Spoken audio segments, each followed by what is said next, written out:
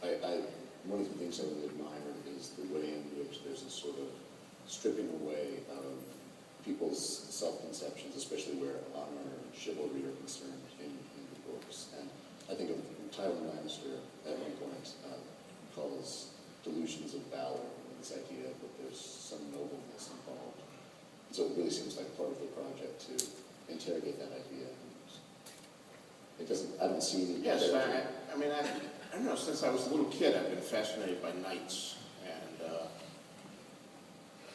I don't know why.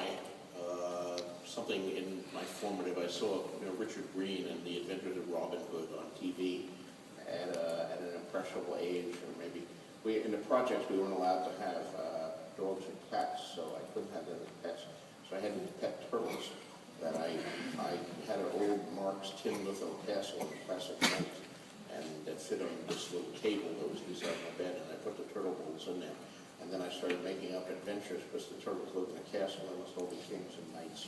And that was my first fantasy novel, Turtle Castle.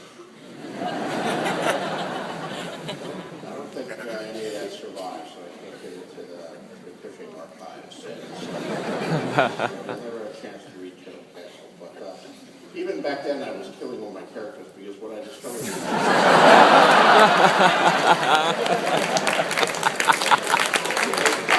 turtles that you got, they die very easily.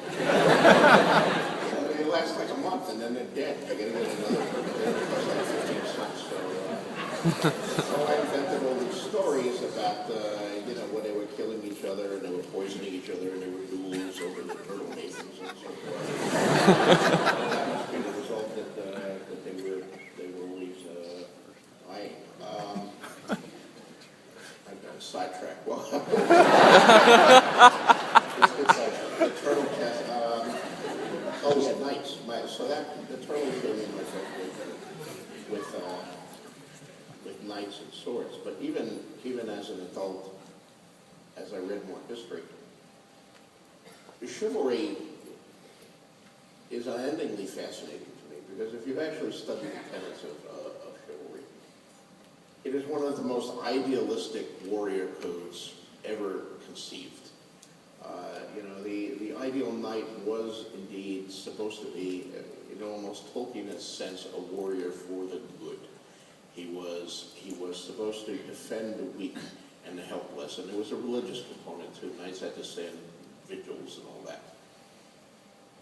And yet the reality, of course, were that knights were killing machines. They were brutal